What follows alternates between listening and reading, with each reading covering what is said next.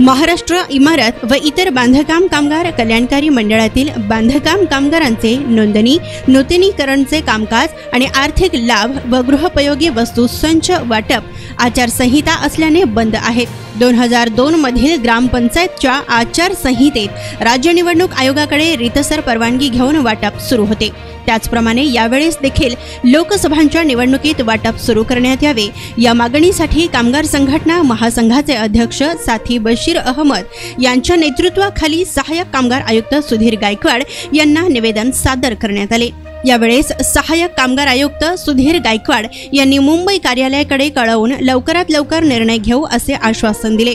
8 दिवसात कामकाज व वाटप सुरू न झाल्यास कामगार मंत्री सुरेश खाडे यांचा पुतळा दहन करण्यात येईल असा इशारा कामगार संघटना महासंघाचे अध्यक्ष साथी बशीर अहमद यांनी दिलाय। यावेळेस समता मजूर युनियनचे साथी छगन पांढरे, संघर्ष कामगार युनियनचे अंगद जाधव, जनरल कामगार युनियनचे कॉम्रेड एजाज शेख, बाबा बागवान, राष्ट्रीय मुलीनिवासी बहुजन कर्मचारी संघाचे सिद्धार्थ बोराडे, मिलिंद गायकवाड, महाराष्ट्र लेबर युनियनचे अशफाक शेख, औद्योगिक कामगार सुरक्षा युनियनचे अशोक कांबळे, शिवाजी कांबळे, महेश गायकवाड, रिपब्लिकन कामगार सेनेचे सागर कोळी, डॉक्टर आंबेडकर लेबर कॉन्ट्रॅक्टर असोसिएशनचे सुगत पाल कांबळे, शिवशक्ती भीमशक्ती कामगार संघटनेचे साथी नितीन कांबळे आदी उपस्थित होते। आज सहाय्यक कामगार आयुक्त सोलापूर जिल्हा यांना कामगार संघटना महासंघाच्या शिष्टमंडळाने समक्ष भेटून निवेदन सादर केलं। आचारसंहिता असल्यामुळे या ठिकाणी बांधकाम कामगारांच्या, असंघटित कामगारांच्या नोंदणी, नूतनीकरण व लाभाचे कामकाज बंद होते, संच वाटपाचे वगैरे कामकाज बंद होते। त्यामुळे या ठिकाणी कामगार संघटना व कामगारांमध्ये एका प्रकारचा संताप व्यक्त केला जात होता।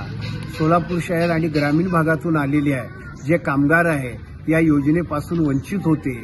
आज या ठिकाणी यापूर्वी सुद्धा ग्रामपंचायतीच्या निवडणुकीत आचारसंहिता लागू असल्यामुळे नूतनीकरण, नोंदणी आणि लाभाचे कामकाज बंद करण्यात आले होते, परंतु महाराष्ट्र शासनाने त्यावेळेला ग्रामपंचायतच्या निवडणुकीला खास बाब म्हणून मान्यता दिली आणि हे अनुदानाचं वाटप असल्यामुळे त्या ठिकाणी पुन्हा नूतनीकरण आणि लाभाचे आणि संच मंजुरीचे वगैरे कामकाजाचं वाटप त्या ठिकाणी केलेलं होतं।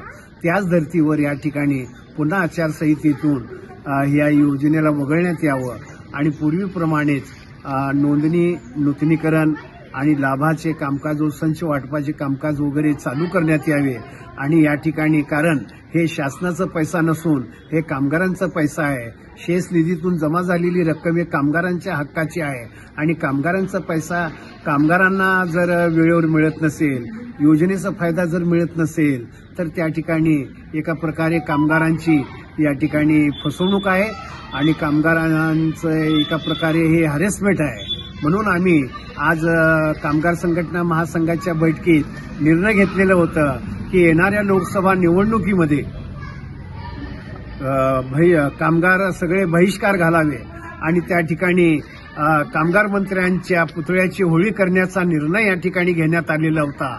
परंतु सहाय्यक कामगार आयुक्त श्री सुनील गायकवाड साहेबांनी दखल घेतली आणि परिस्थिती समजावून घेतली आणि शासनाकडे, त्यांनी मंडळाकडे जे आहे कल्याणकारी मंडळाच्या राज्य कार्यालयाकडे आजच ताबडतोब आम्ही कळवतो आणि लवकरात लवकर निर्णय घेऊ अशा पद्धतीनं त्यांनी आश्वासन दिलेलं होतं। त्यामुळे या ठिकाणी आम्ही लोकसभेच्या मतदारावर बहिष्कार घालू नका, मतदार लोकशाही पद्धतीने होऊ द्या अशा प्रकारची चर्चा कामगार नेते कॉम्रेड आडम मास्तर यांच्या बरोबर झाली आणि त्यांनी सुद्धा शांततेने तुम्ही मार्ग स्वीकारा, लोकसभेच्या निवडणुका समोर आहेत आणि कामगारांना जास्तीत जास्त जनजागृती करून मतदान करण्याचा अधिकार त्यांना प्राप्त करून द्यावा अशी चर्चा कॉम्रेड आडम मास्तर यांच्या बरोबर झाली आणि त्या ठिकाणी आणि कामगार आयुक्तांबरोबर चर्चा झाली। कामगार आयुक्तांनी आज आमच्या या मागणीची दखल घेतली आणि शासनाला, मंडळाला आजच ताबडतोब मेलनं कळवतो अशा पद्धतीने निर्णय घेतल्यामुळे सोलापूरचे जिल्हाधिकारी सुद्धा कर्तव्यदक्ष अधिकारी असल्यामुळे आम्ही त्यांचं सुद्धा एक आदर्श समोर ठेवून आज या ठिकाणी सोलापूर लोकसभा निवडणुकीमध्ये जो बहिष्कार घालण्याचा निर्णय घेतलेला होता ते आम्ही माघार घेतलेला आहे। परंतु 8 दिवसात राज्य शासन निर्णय घेत नसेल तर कामगार मंत्र्याच्या पुतळ्याची होळी आम्ही सोलापुरात केल्याशिवाय राहणार नाही, अशा प्रकारचा निर्णय कामगार संघटना महासंघाच्या कार्यकारिणीत 29 कामगार संघटनांनी हा निर्णय घेतलेला आहे.